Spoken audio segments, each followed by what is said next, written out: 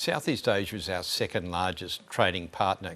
And Kirsten, as you said, whilst the issue with China was taking place, we saw a lot of trade move to Southeast Asia.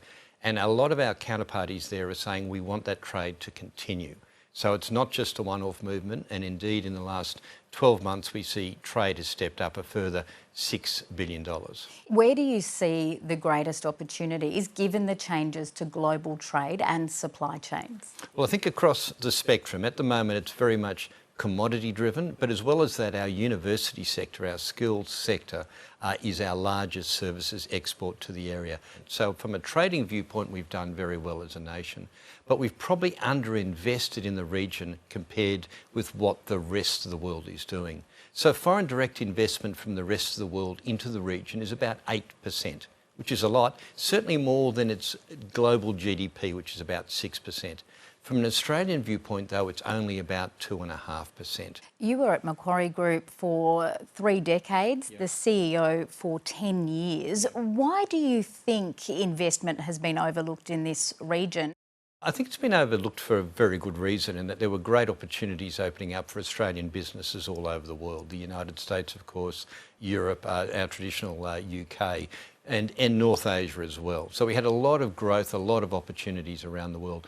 But what we've seen around the world is a lot of those economies are really going ex-growth at the moment. For demographic reasons and productivity reasons, we're seeing growth that formerly was in the comfortably in the 3.5% level has come down to about 1%, if that.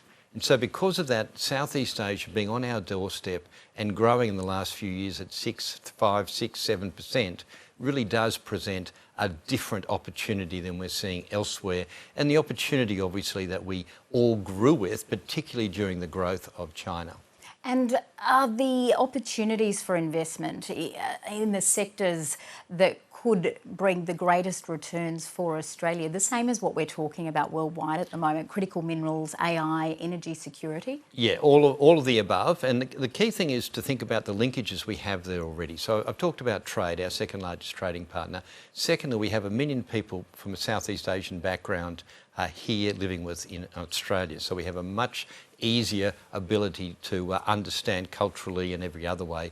And third, the integration already between Australia and the region. Our university sector is not just a major export earner, but it's critical in so many of the different societies. RMIT in Vietnam, Monash in Malaysia. There's over 20 Australian universities on the ground in the region, and we're recognised as the leading provider of university education in so many of these different markets.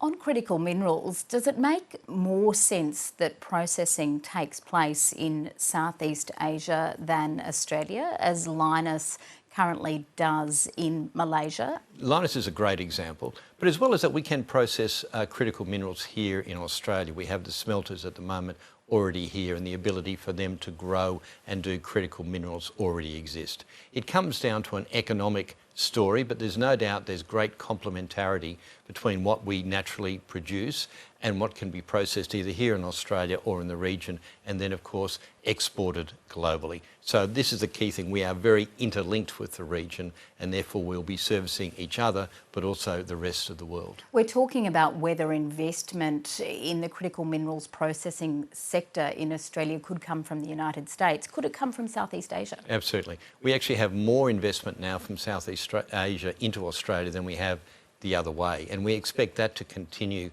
to grow, and particularly in these new sectors. So particularly if you look at the new energy generation, the new utilities, so much of that investment is coming from Southeast Asia. They're really interested in terms of what we've done in terms of the energy transition. All of them have got similar targets across the region. So Australia is looking at as a source of investment, but also a source of being able to learn about how to address these new markets. Nicholas Moore, thank you. Thank you, Kirsten, very much.